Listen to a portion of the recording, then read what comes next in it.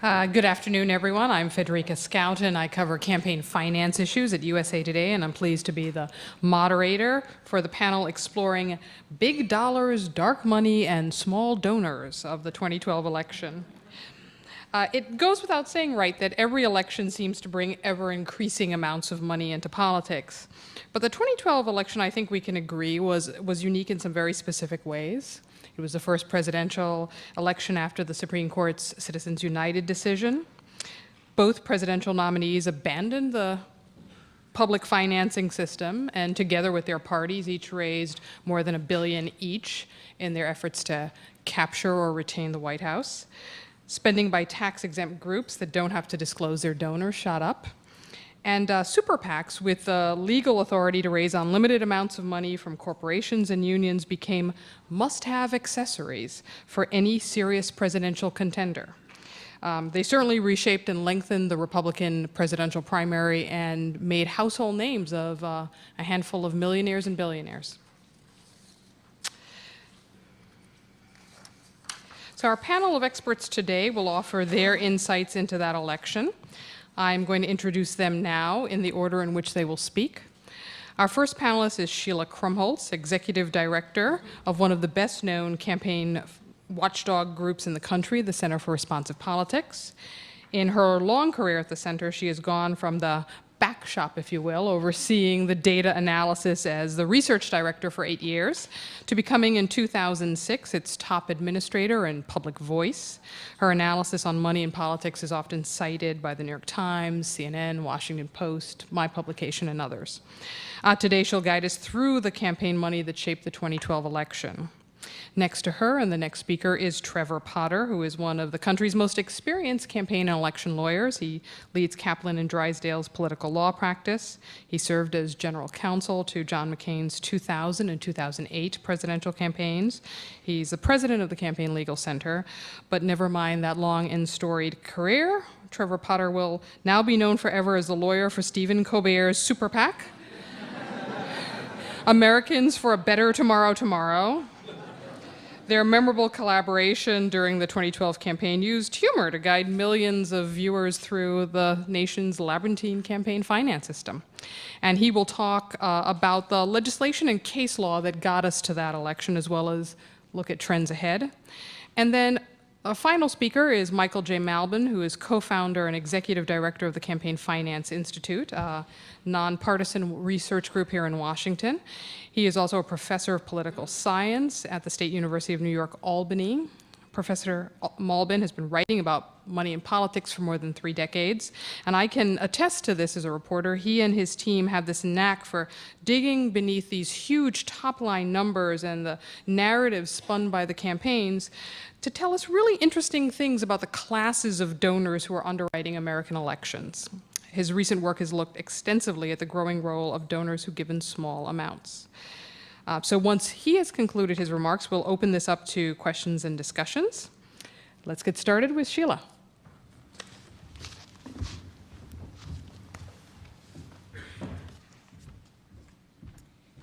Thank you, Federica, and to the Brennan Center and to all of you for your interest.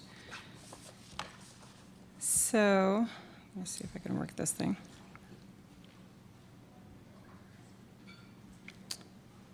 Okay.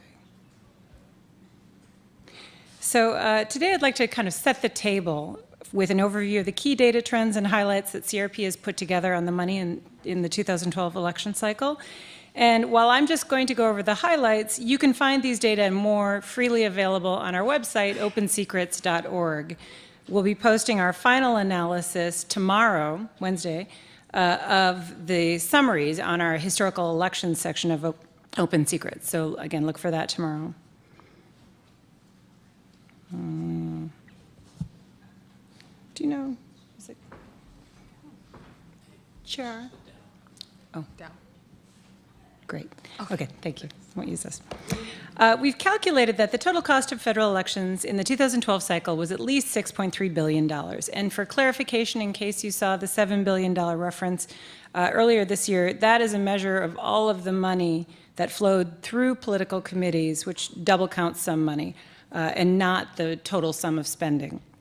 This $6.3 billion is based on data showing that while the presidential candidates' spending was down compared to 2008, the outside spending was way up, as one would expect post-Citizens United, especially for independent expenditures by non-party groups in 2012 compared to all previous cycles, spending just soars. This chart gives us a comparison over the last 16 years or 8 election cycles. As you can see, there's always a 2 steps forward, 1 step back quality to federal elections because of the extraordinary resources invested in the race for the White House every other cycle. But over time, we see continued substantial growth with a 70% increase in spending from 2000 to 2008 alone. So it goes in 2000 from $3 billion to $4 billion in 2004, 5.3 in 2008, and then in 2012 we hit 6.3 billion, a 23% increase over 2008 and a 111% increase over a decade prior. Despite a relatively lackluster group of fundraisers among Republican presidential candidates, Obama's repeat fundraising success, plus the much larger portion of funds that came from outside groups, pushed what would have been a relatively stagnant year in fundraising much higher. So where does all this money come from? Far and away and consistently over time, most of the itemized money that we can examine, that is contributions of more than $200, comes from political action committees and individuals representing corporate interests, and at times directly from the corporations themselves. This chart aggregates contributions to candidates, parties, super PACs, and other outside spending groups over the past decade plus, and shows the stark contrast. I'm not going to go over our methodology, but one of the, I think, the primary methods of value that we add to this data and research is this classification of every single transaction by industry and interest group so that we can slice and dice the data in this way. Even among PACs, the favored means of delivering funds by labor unions, business had a more than 5-to-1 fundraising advantage in 2012.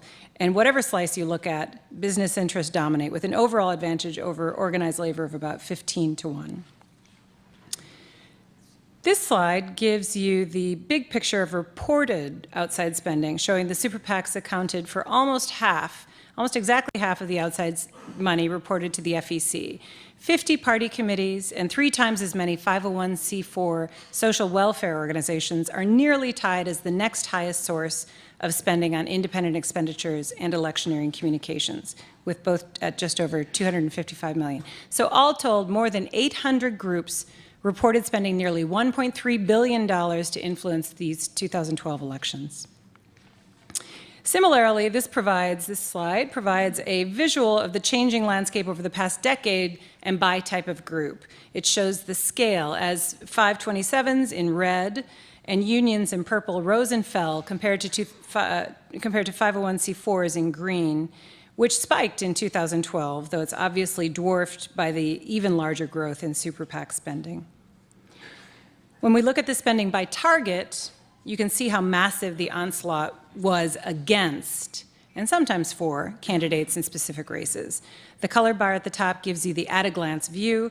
Blue is presidential at $653 million, green is Senate at $377 million, and gold is House at $338 million.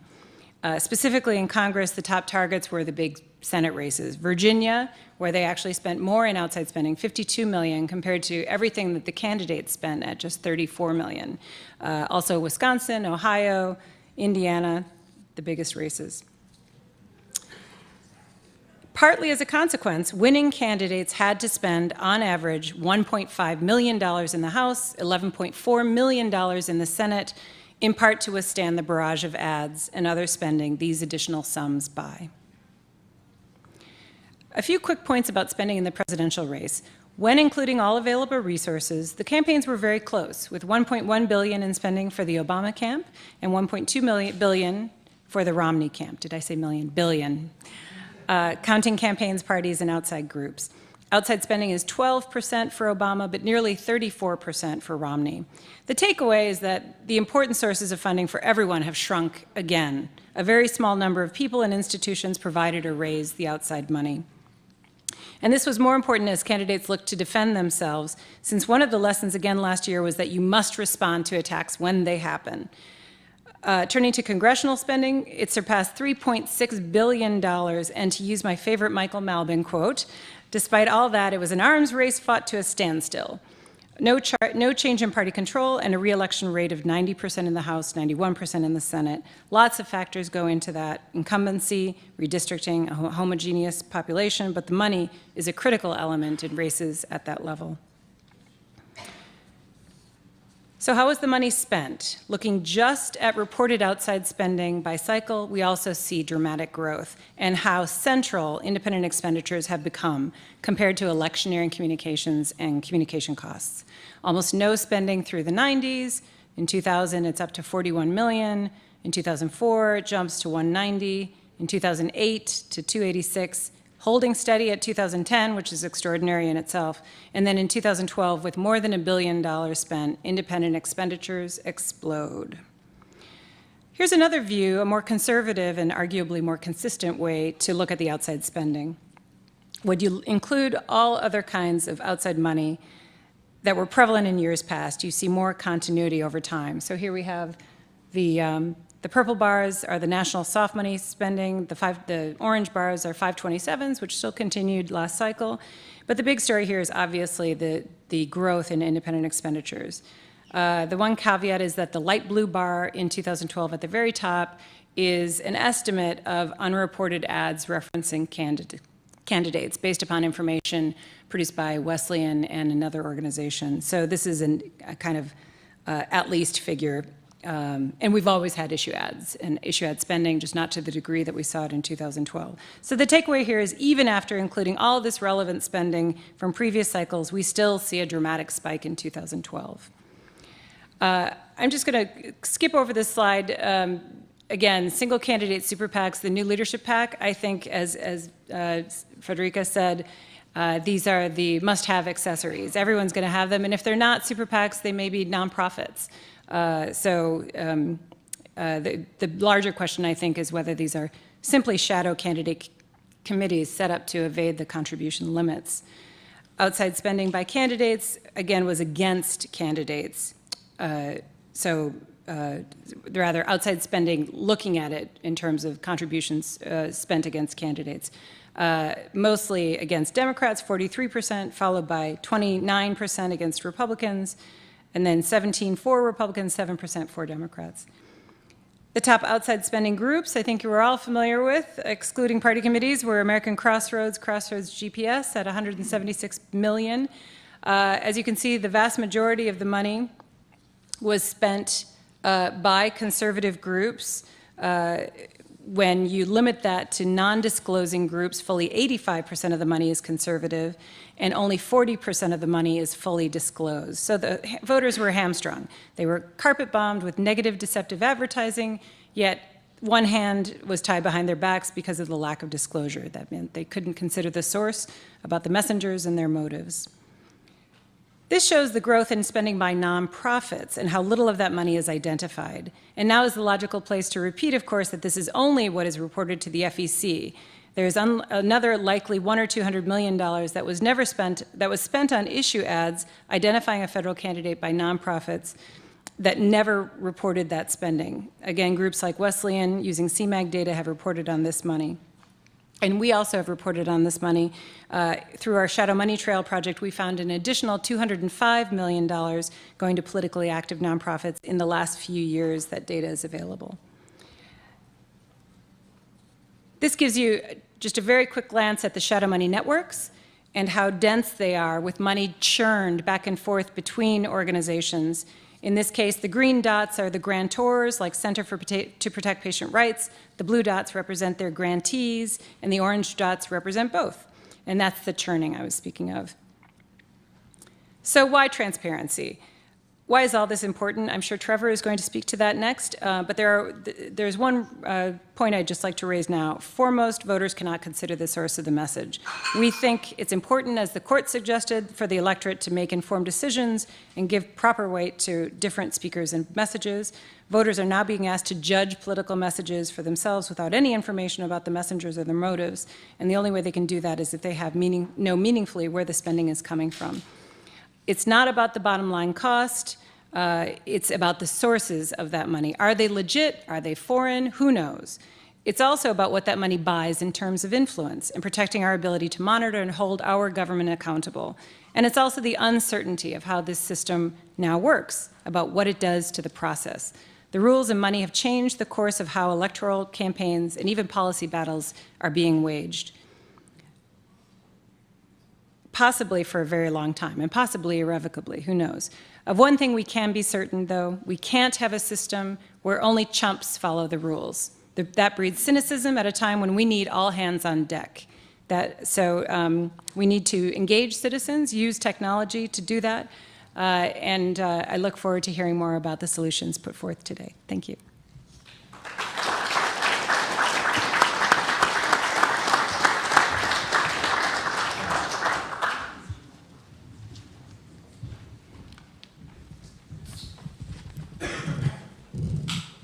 Do we turn this off? Can we turn this off? You just hit escape? That did it. Thanks and good afternoon. Thank you to the Brennan Center for organizing this discussion. Like Mr. Colbert, I believe that the more we can talk about this, the better, that light will flow from it. I want to be clear that I am here this afternoon wearing my hat as president of the Campaign Legal Center, not speaking on behalf of any clients in New York or elsewhere. The Campaign Legal Center has been at this now for about a little over 10 years. It is devoted to working in the area of campaign finance and litigation, FEC rulemakings, Supreme Court amicus briefs. We're part of the team that represented the sponsors of McCain-Feingold in the original constitutional litigation and have been in the trenches since. I always love Sheila's presentations because you get a sense of how many pieces there are to this, how complicated it is, how much is going on, and what a great job they do of assembling the information in one spot. I think it's important as we look at and think about the slides we saw from Sheila to remember the fundamental fact that you were not supposed to be seeing that. The Supreme Court told us that wasn't going to happen. And if we go back and look at Citizens United and where we are now, I think we see a fundamental variation from where the majority in Citizens United told us we would be. We start with the fact that the court, Justice Kennedy speaking for 8 justices in this portion of the opinion, said that today, for the first time, corporations would be able to spend money in federal elections, but it would be fully disclosed. And therefore, implicitly, you don't need to worry about all this corporate spending that wasn't allowed before but now will be, because, as Justice Kennedy said, corporate shareholders will know how their corporations are spending the shareholders' money and can hold them accountable. And voters will know who is paying for the television ads they're watching, and the court identified a systemic interest, a voter's interest in that information, saying that context is important to voters, and identified essentially 2 reasons for that. One is so that voters can hold office holders accountable if they are elected with this advertising, because, as Kennedy put it, they can judge whether the office holder is in the pocket of the special interests or not, in quotes, if they know who paid for the ad. And secondly, it enables them in making their decisions in the election to know where the arguments they're seeing on television are coming from. So the court established as a very high priority the disclosure of money in politics. I think it's important to realize that was much more than just, yes, McCain-Feingold is constitutional in its disclosure provisions. Yes, you can require disclosure even of the sources of funding for issue advertising, but more that it was an important democratic value which the Constitution supported to require such disclosure. And as you could tell from the context of Justice Kennedy's statement, he thought it would be disclosed. So the question immediately arises, how could he get it so wrong? How could we have all these slides with all this undisclosed money? The answer appears to be that he had made a fairly simple lawyer's mistake of reading the statute and assuming that that governed, and the statute says that if you spend money for electioneering communications, whether issue advertising or whatever, during that period before an election, that the organization that spends money on those ads has to disclose all of its donors of over $1,000, unless it sets up a special fund to do it, and then it only can pay for it out of the fund and discloses those donors. So that's what the statute says, which looked pretty simple until the Federal Election Commission got a hold of it in 2007 after the Wisconsin Right to Life case and changed it by adding a purpose requirement so that under the FEC reg, the money that is disclosed is money that is given to those groups that then run ads for the purpose of making the communication, something the framers had not put in at all for the obvious reason that it's easy to get around. You don't know whether somebody gave for the purpose or not. And indeed, there's a later FEC advisory enforcement matter where 3 of the commissioners say, for the purpose really means you have to give to fund the specific ad that is run. It's not enough to know that the organization is in business of running issue ads and you're being asked to give them money so they can run issue ads, but you have to give them money for the ad that is actually being run, which is how you end up with Sheila's slides showing that some organizations can spend tens of millions of dollars and not disclose any donors under a statute that appears to require disclosure over $1,000. So the first thing is we now have a system that is not what the Act says we should have, not what the court says the Constitution allows, and what is good for democracy, and not what the court thought we were going to actually have. Then you get to this whole issue of unlimited independent spending, and of course the court said in Citizens United that the reason that spending could not be limited is that it cannot corrupt because it is independent of candidates and party committees. In Citizens United, going back to the Buckley decision, the court has generally defined independent as totally, wholly, completely independent of candidates and party committees. So in their legal theory, it's not corrupting because there's no connection at all to the candidates and party committees. It's being done entirely separate from them by some other group of people on Mars. Now, there are 2 pieces of that are worth looking at. One is the fundamental question of whether this theory, which was only enunciated in Buckley as a theory, and in Citizens United the majority makes it a legal fact, the theory that independent spending can never corrupt. Does that actually make any sense? Is that true if someone spends $100 million to elect a president? The court moves away from that a little bit by redefining corruption and saying, well, it doesn't include gratitude or obtaining influence, but you're still left with this question of whether it is true as a factual matter that independent spending can never corrupt. But what I want to focus on is what the court said in Citizens United, which is this isn't going to corrupt because it's going to be totally, wholly, and completely independent of candidates. And what we know from 2012 is that much of that spending doesn't begin to meet that definition. It's so obvious, it's right under our nose, but you had the Obama super PAC as an outside independent entity run by 2 former White House officials who left to run it. You had the Romney super PAC run by his former chief fundraiser, and Romney appeared at events to thank the donors for giving to the super PAC. Then you get to, in the Republican primaries, Santorum and Gingrich, who had close relations with the individuals, the one individual in each case who was the principal funder for their independent super PACs.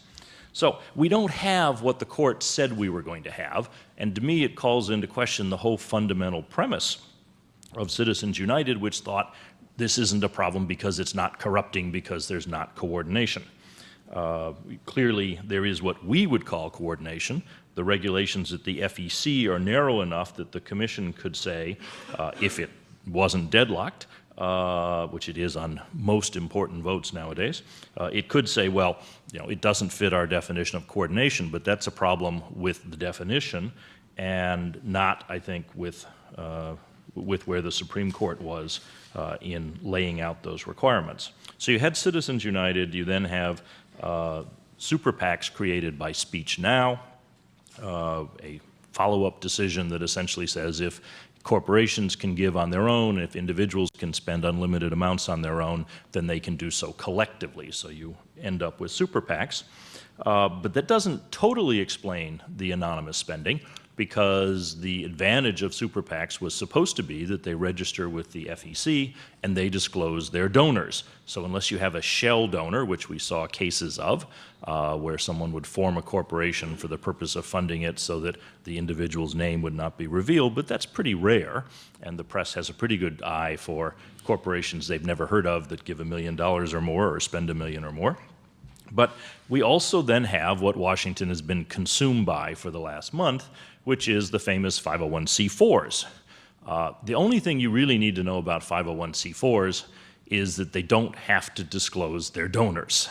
And thus, they provide a premium vehicle for people who want to spend money in politics without disclosing their donors, because the C4s report to the super PACs report to the FEC, who gives them the money. The C4s don't report publicly to anyone who gives them their money, and so the combination of the FEC regulation that says you don't have to disclose to the Commission unless money is given for the purpose of a specific ad, plus the C4s that generally don't disclose, gives you a home for all that money that someone is seeking to spend in politics, but without the burdens of disclosure, the disclosure the court has told us is going to happen and is good for us.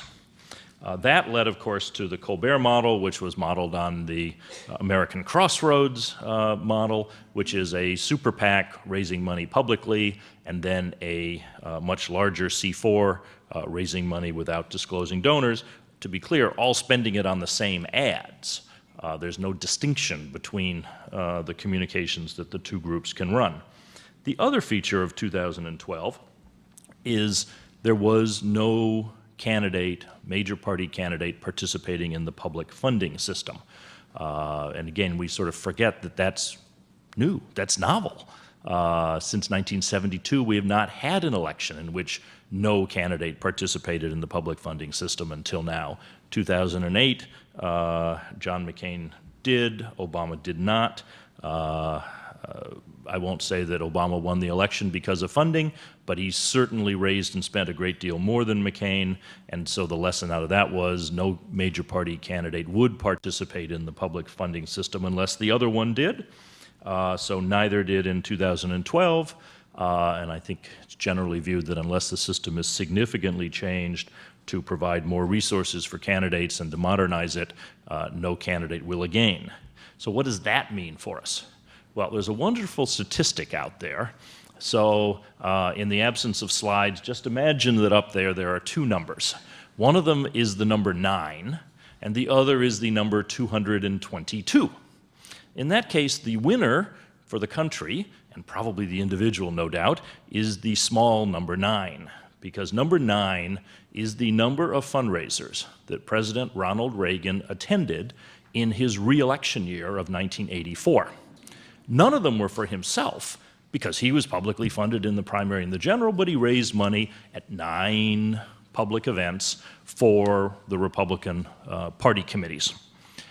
You probably have already guessed that 222 is the number of fundraisers that President Barack Obama attended in his re-election year. There are only 365 days in the year.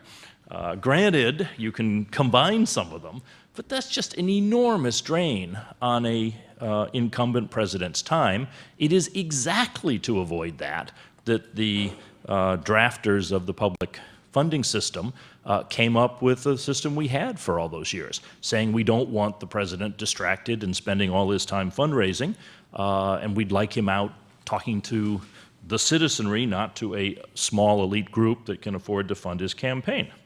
So those are the distinctions, I think, of 2012. Where does this lead us as we look forward? The first, as Sheila's mentioned, is we are already seeing a steady march of super PACs into congressional and Senate races. There were a number of them that had them this year. If you looked at those charts of the big spending in Virginia, for instance, that was not spending by candidates. They raised money, but the huge spending in Virginia, Ohio, was from the outside super PACs. And if you can do it for the Senate, why can't you do it for the House? So you have two different streams coming in here. One is outside groups that would like to knock a senator off or perhaps help an incumbent member of the House get reelected. The other stream, though, is the members themselves who say, I'm naked, I don't have any clothes on, where's my super PAC? Who is going to ride up here with my super PAC? And why not have your finance chair start your super PAC? Under the way it works now, they can resign one day and start raising money the next. So you can see a trend towards virtually every incumbent candidate looking around for a super PAC of their own, plus the outside groups using those super PACs, not just in elections, but as we've seen since, as lobbying tools. You have the money, you go to a member, you have now a significant clout because you've spent a lot of money in an election, and you implicitly, if not explicitly, have the threat that you can spend that money against a candidate if they don't vote for your bill or if they don't take the line you want in Congress. So we have the lobbying issues because of the super PACs.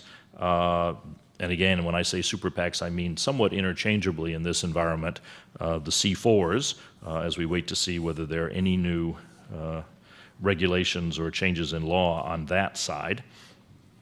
Where I think we see the battlefield now is going to be disclosure, which we know is fully constitutional, and whether that is the battle at the Securities and Exchange Commission, in the Senate on the Disclose Act, or in the states, a number of which are looking at new disclosure requirements.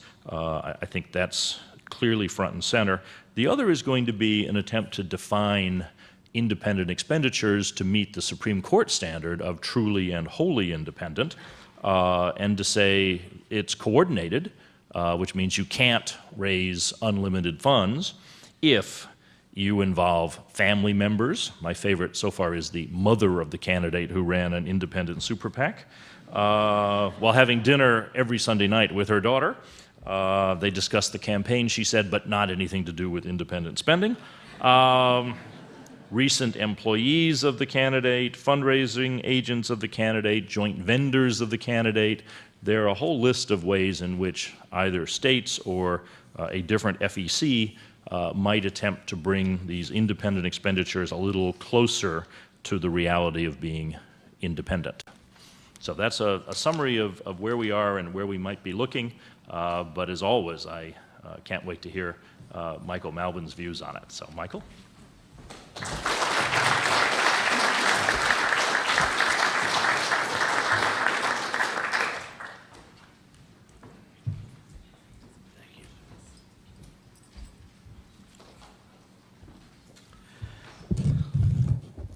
Thanks. Thanks again, for repeat the thanks to the Brennan Center for holding this event and to the Overbrook Foundation for supporting it. When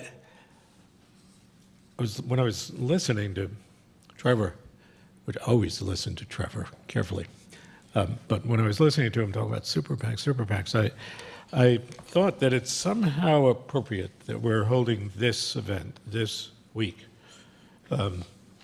the week after the big opening of the Man of Steel. And is there a Superman to somehow deal with this? I'm not sure, but in any case, the previous two speakers were talking about the biggest dollars in the system, and I'll be talking about the other end. The first slide that I show you, when I figure out the buttons, will be, that's okay, will be on candidates and not about political parties or independent expenditures. Now, the independent expenditures are funded mostly by very large donors. Very large donors who might be themselves the father-in-law of the candidate, or the father, or brought in by the mother. But in any case, they're very large donors. Candidate contributors don't give nearly as much money. In 2012, they were limited to $2,600. Still, most of the money comes from large donors. And I'll just walk you through the candidate charts here. If you look, and this is what happens without all the other stuff that we've been talking about.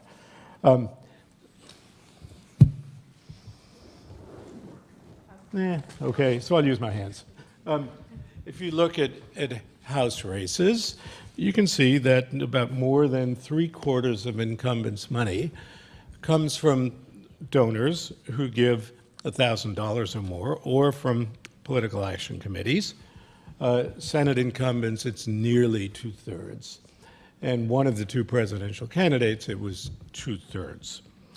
Now that means that where the candidates are spending all their time in the call centers or at these events is talking to donors who can afford to give $1,000 or more. And we know from survey research that on the whole, these are mostly people who are quite rich, with different issue priorities from the average person in this country. There is some variation among the candidates and among the offices, and I will return to them later. In particular, President Obama did raise more than 1/4 of his money from donors who gave an aggregate of $200 or less. And all of these figures represent aggregate contributions. We're talking about donors and not about contributions. This is fairly normal for federal elections, and it's fairly normal in state elections. We've just heard that there's something going on in New York State that I will get back to. But in New York State, the 6% of the average candidate's money came from donors who gave, in this case, $250 or less. More than 3/4, like House incumbents, more than 3/4 from donors who gave $1,000 or more, or from non-party political organizations. In the median state, we're looking at 12%, and because several states were tied at the median, I give you an about sign. For the large money, it's about 60%. But not all states are the same. You can see from this that Minnesota, which is the state that's the most different from all the others, more than half of the money came from donors who give $250 or less, and less than 1/4 from the larger donors. So one of the questions that is kind of natural to ask, and this is 2012 numbers, one of the questions that's natural to ask is whether policy makes a difference. We looked at Minnesota and we said, that's a partially public funded state. I'm sorry, Minnesota was 2010 numbers for the states, because we did the year when they did the gubernatorial election as well for all of the states. And, you know, there is one jurisdiction we know of that did make a conscious effort to increase the importance of small donors. New York City, as John Carroll said earlier, has policies in place in which it provides $6 in public funds for every one of the first $175 that a donor gives. It also puts a $2,750 contribution limit on contributions to the city council, higher for citywide office, and it is a first in the country, the first in the country program that uses multiple matching funds specifically to boost the role of small donors as opposed to full public funding models. And there are some counterparts. There's one that's in effect. Los Angeles was in effect for the election of 2013. Seattle voters will be considering a system like that in the 2013, and New York State has one under active consideration now. Among the federal proposal, the Price-Van Hollen bill, about which I'm sure you'll hear more later during the keynote address, Price-Van Hollen bill is the one that's closest to the New York City program.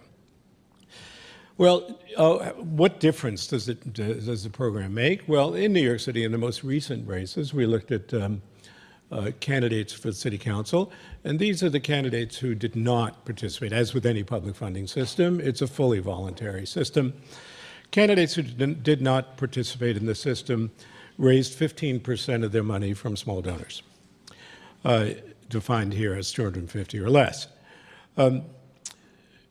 If you just look at the private funds raised by the candidates who chose to participate, and you look at the private funds, that tells you something about the incentives for the candidates. Where were the candidates looking for their money?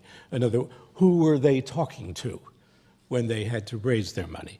Just the private funds, for participating candidates, 37%, more than a third. Well over double the amount for non-participating candidates came from small donors. That's just the private money. Why did they spend that time, spending so much time talking to small donors? Answer, because the private money is matched. And what does it do when you attribute the public match to each of the donors who gave? Answer, that is the actual amount that the money was worth for the candidates. Small donors were worth nearly 2/3 for participating candidates. For non-participating, it was 15%. It was a fundamental change in the incentives for candidates, a fundamental change in where they spent their time. I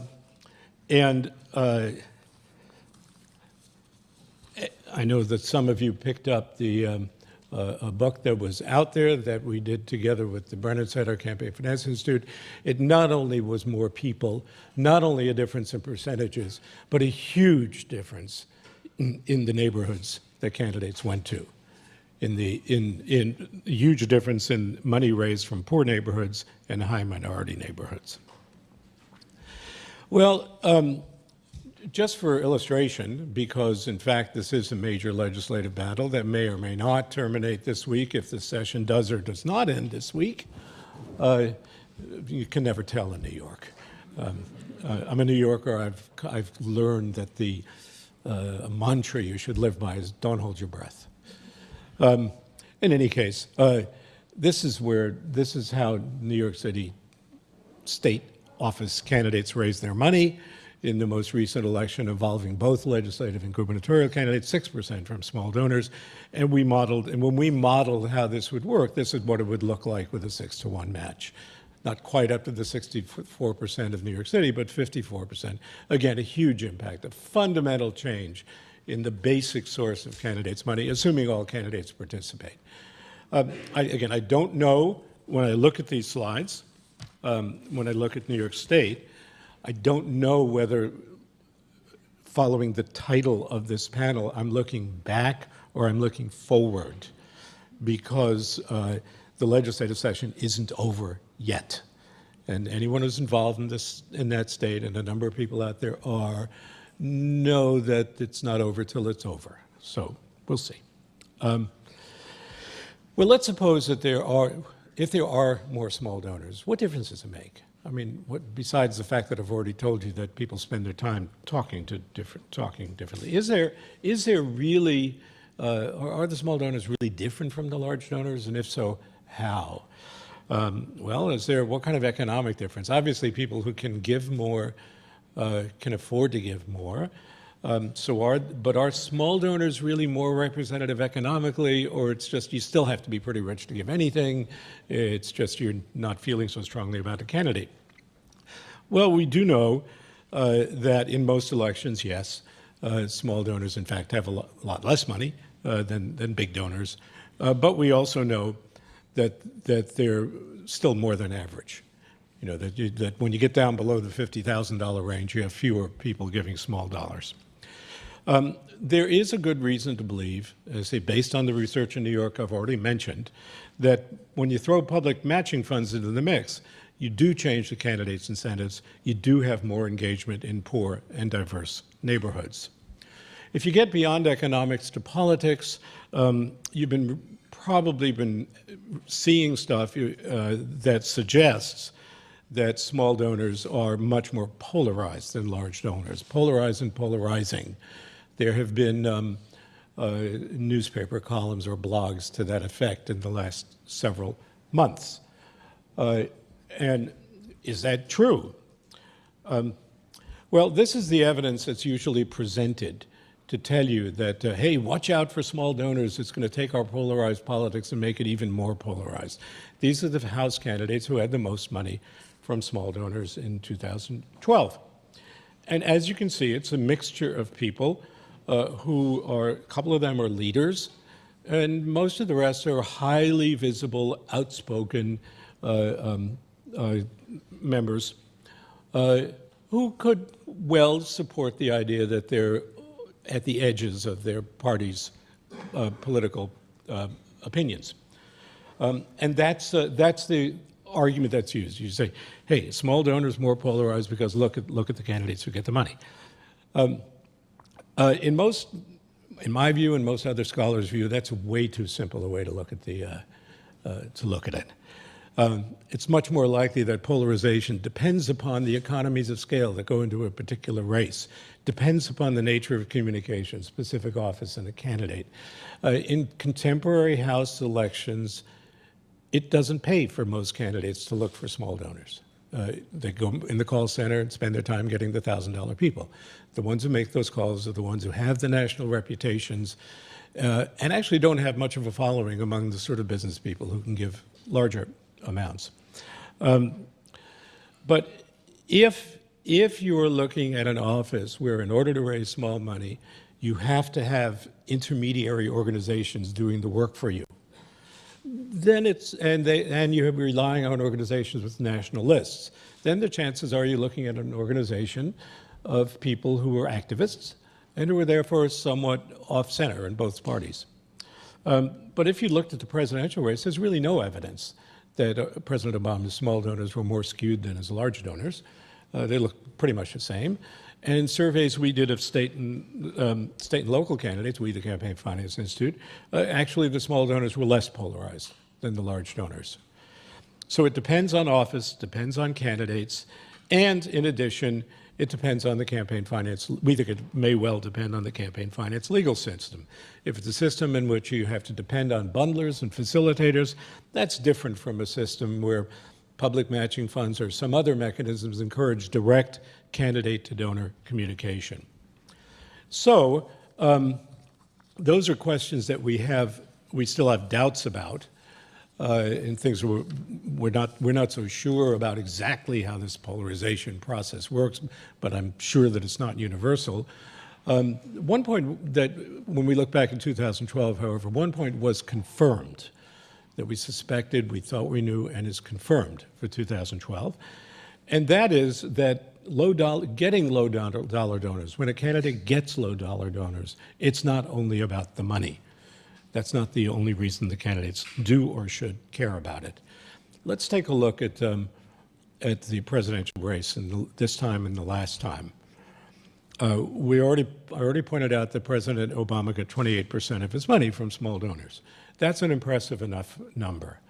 But we, meaning the Campaign Finance Institute, and I should single out Brendan Glavin, who's here, who's the co-author on all of this work, we looked at the large donors, the ones who don't get in the 28%.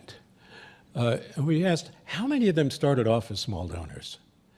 How many of them gave more than once, but they started off giving just a trickle, and then they gave again, and then they gave again, and then they triggered the disclosure amount of $200. Well, it turns out that for President Obama in 2012, 69% of his disclosed donors were people who started off as small donors. Frankly, of all of the numbers in the election, that's the one that astounded me the most. 57% of his donors disclosed in 2008. The same, started off as small donors. For Romney and McCain, you're looking in the 30s. And frankly, the 30s is not a bad number compared to the average. It's just that 69 was off the charts. Look at that column all the way over on the right. The average disclosed donor who gave money to President Obama in 2012 gave 5 times. That's the average. Again, this is an impressive number. And what this is saying to you is, not sure what that chart is trying to tell me, that cultivating a constituency of small donors it's not only about money. It's not even only about getting people to come back again when you need them late in the campaign. When you say to people, hey, they're coming after me with independent expenditures, please give it to me again. It's not even only about that. These are the people who were the heart of the mobilization effort that were, again, the heart of his victory. Citizen participation inside a district was in that campaign and is in other elections a counterweight to the ads that are bought by outside big money. So when I'm looking to that next panel and the future discussion, I want them to think about it. I think that the best alternative to Citizens United may well be Citizens Engaged.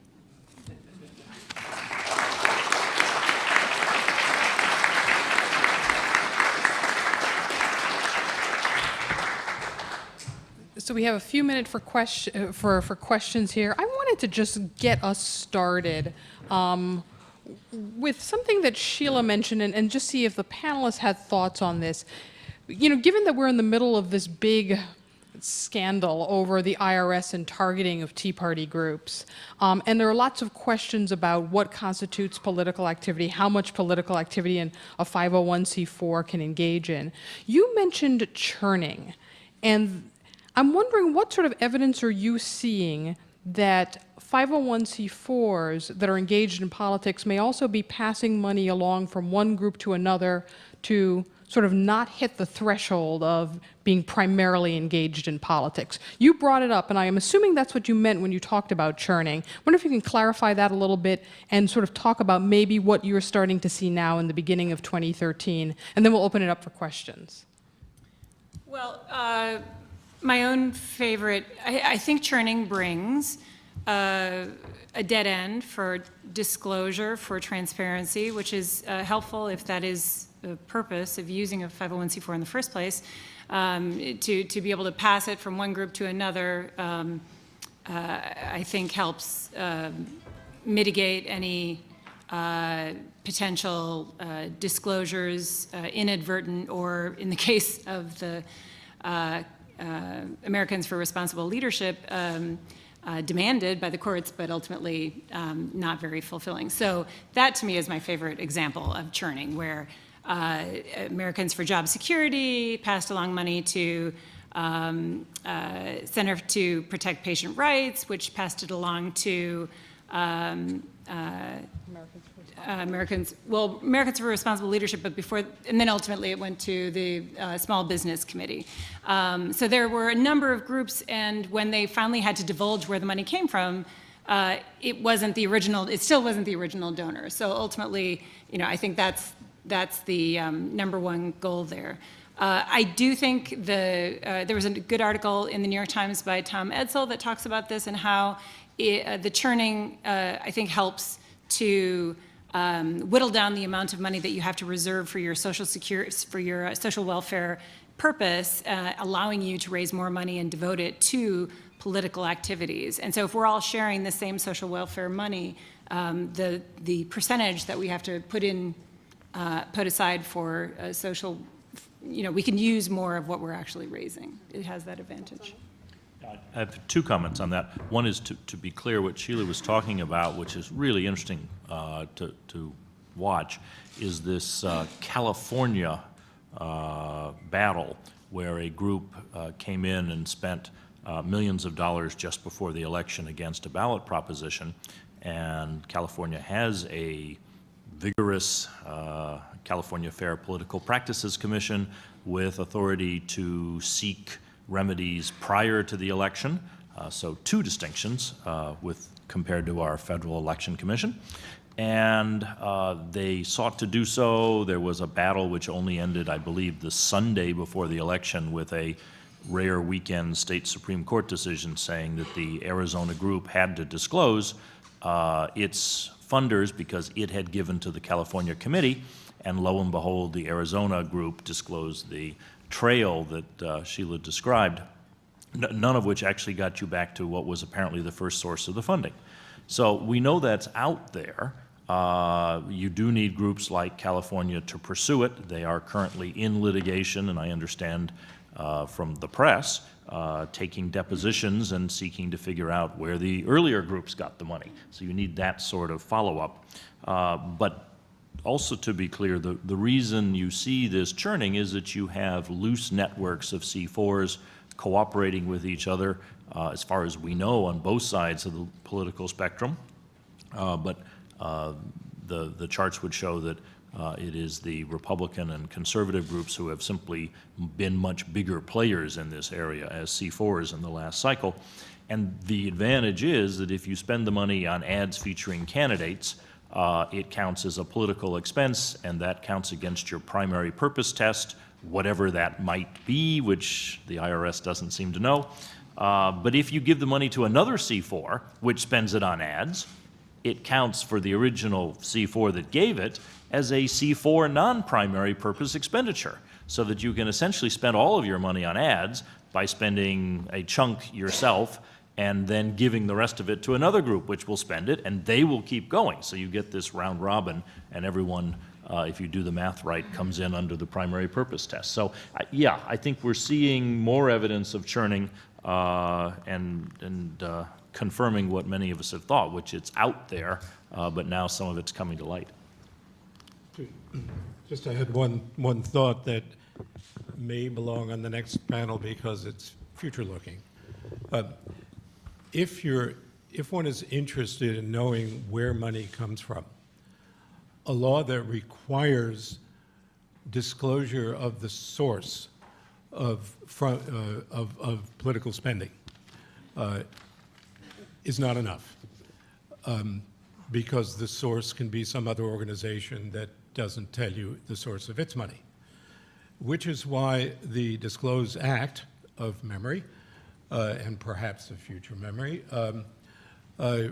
required you to trace the money through the various levels unless a donor said explicitly that it was not to be used for politics.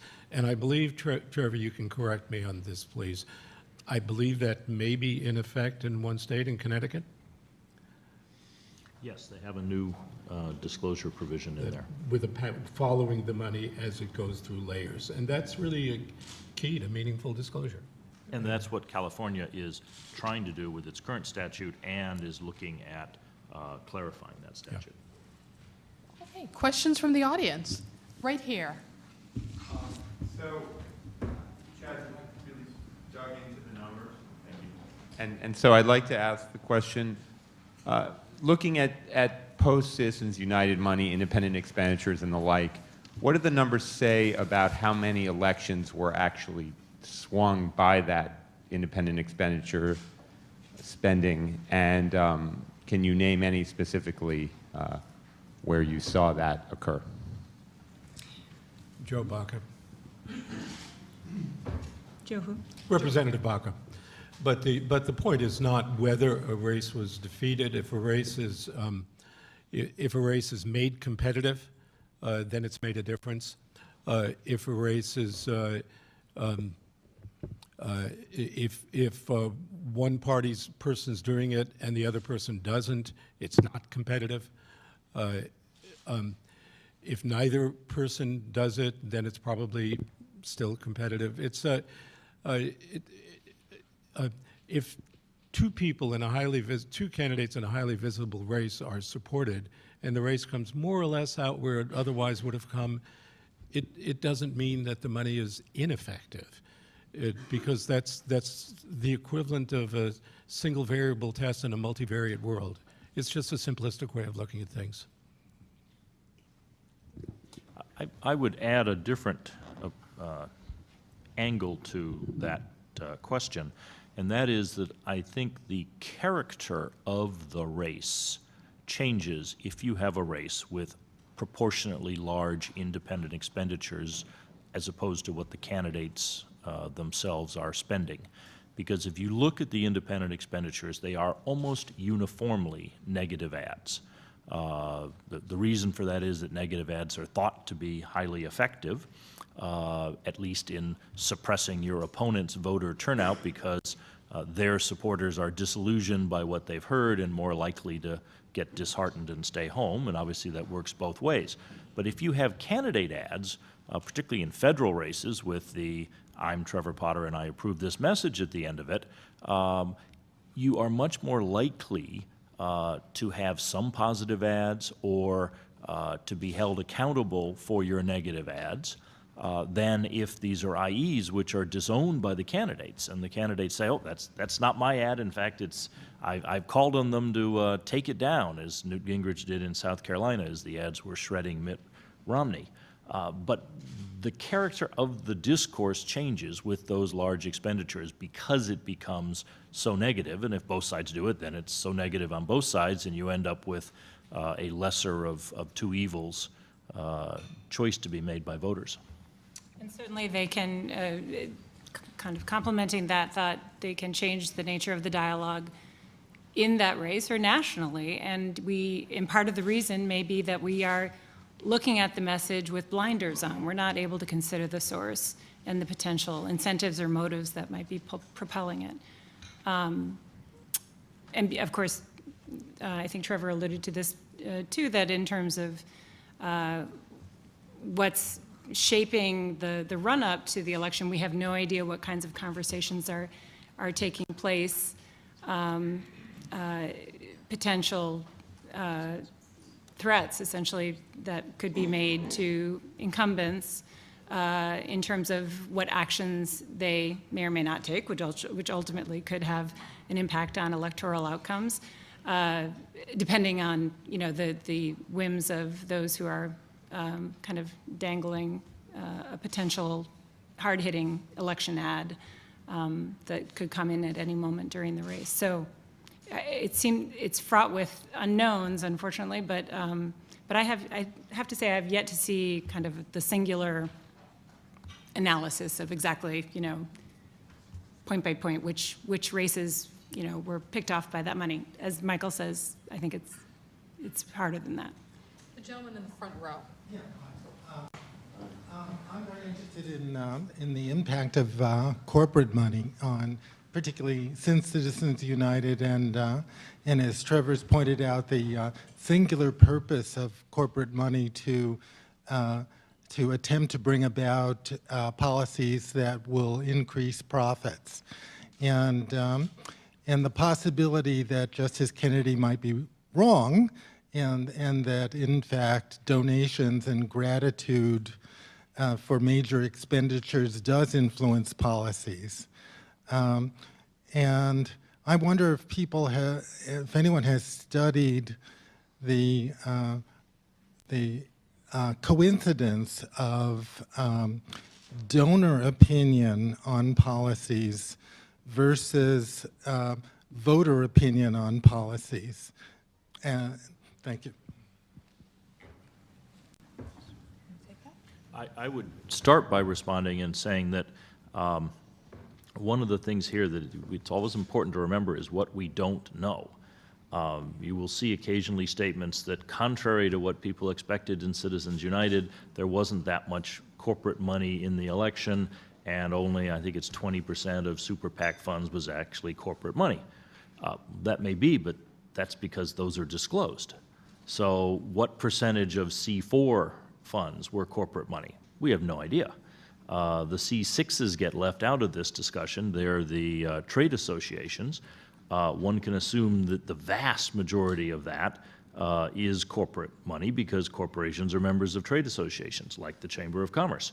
So we will know what some of what the Chamber spent, if it was spent as an electioneering communication or a IE as opposed to just an issue ad, but we won't know what percentage of all that C4 money was corporate. So it is hard to know where it is coming from, and that means we don't know. There's nothing that prevents an association or a corporation from letting a candidate or office holder know that they have generously funded an advertising effort, but the public won't know it. A slightly different take on that would be, It's correct. We don't know how much, how shall I put it, for-profit, publicly traded corporate money is in non-disclosed sources. When you take out the presidential super PACs and you start looking at those sources, you're on more of a steady growth path than the huge step-level jump that we saw in the overall charts that Sheila presented. And when the step-level jump, remember that the decision about corporations applied to nonprofit corporations as well as for-profit ones. A lot of what we can identify, and that is a lot of the whole, a lot of what we can identify are from party network organizations getting money from very wealthy people who are sometimes tapping their privately held corporations. That raises different issues, and we can see them. They're different issues than the for-profit ones. Not denying that there's a for-profit money in there. We really should pay attention also to what's in front of us, which is the role of mega donors setting up network organizations outside of formal party organizations, and their agendas are clearly different. And we know from survey research, A, obviously these people are quite wealthy, B, from the survey research such as we have, the issue priorities are very, very sharply different. You just don't, when you're in the call, just even in the call centers, you never hear somebody talking about daycare or Head Start. You hear an awful lot about depreciation allowances and tax carryovers. So they're different agendas. There's a question right here in the third row, rather. Excuse me. Yes. This is a question for Mr. Malbin. I want to preface it with Mr. Potter. In Virginia, anybody and their mother can set up a PAC without any regulations whatsoever. It's so simple. I could. Stephen Colbert did. But anyway, to Mr. Malbin, I wanted to ask the question because I used to live in Seattle. They are now talking about hitting up the property tax to pay for city council elections. Now, Washington State does not have a state income tax. Could you please explain the difference of what Seattle is proposing? They're proposing to increase the property tax for all Seattle residents. Is that different than New York or fair elections? Because I don't know what New York's is, but I find this rather amazing. Thank you. I don't know anything about the funding mechanism in Seattle.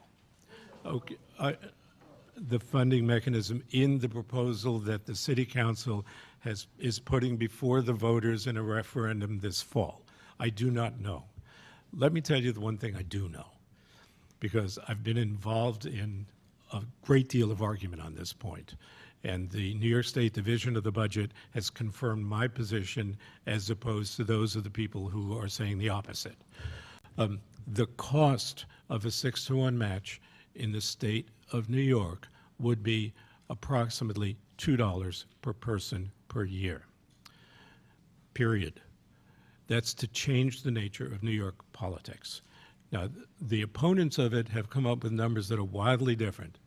The New York Division of the Budget, almost to the penny, has confirmed the analysis we have done.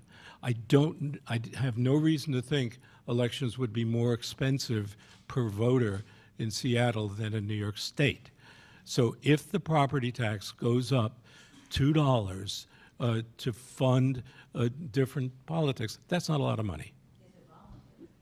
It's voluntary for the candidate. For the candidate, of course. But it was no, it has to be. You can't force people into. I shouldn't say that. It can't be voluntary. It has to be voluntary if there are any restrictions conditioned on your taking the public funds. One last question, and the gentleman over by the pillar has been very patient. Thank you very much. Just wanted to follow up on the IRS question from the beginning and get your thoughts on what do you think that the ongoing scandals and the information coming out is going to make it harder to get a Disclose Act or a similar piece of legislation through, given sort of the skepticism of how IRS is already handling nonprofit issues? Well, logically, it goes right to why we need a Disclose Act. because what we're facing here is a situation where, as I said earlier, there is a premium on being a 501c4 organization because you can run political advertising without having to disclose your donors. And that's why C4s have been popular. That is, in whatever way it was done or organized at the IRS, why they were looking at those entities. So the logical thing to do is to say, it is a mistake for the tax enforcement agency to be trying to separate political from non-political activity and political groups from non-political groups. If we didn't know it before, we now know they're particularly inept at it, and they can't define their own regulations at the moment, and we therefore ought to remove from them that responsibility. So what does that mean? What that means is you say you can't engage in political activity through a C4. If you're going to engage in political activity, you establish a political committee or a 527, which is another version they both publicly report. And that means you take the IRS out of the process of deciding who is too political or what is political to a great extent, and you leave that to the FEC or to the state entities, with the requirement being that those entities have to disclose their donors, and the Disclose Act says essentially the fallback position here, the safety belt is that any entity that runs these ads has to disclose their donors, so that also takes away the premium of being a tax-exempt group because you still have to disclose your donors under a Disclose Act. So I think that as a policy matter, it makes sense. The question is, does the current IRS scandal make that more or less likely to occur? I'm usually an optimist, and so it seems to me here at the end of the day, when everyone has finished figuring out who did what to whom, we're going to say, so how do we fix this? How do we make sure it doesn't happen again? And what I've described is, I think, where you end up. It's hard to see someone trying to fix this without heading in that direction. I think it's only reasonable to expect that this has already become and will get even more politicized and therefore drawn out, and may well be a largely disingenuous debate, but certainly makes moving forward more difficult and a lengthy process. Thank you very much to our panelists and to the audience.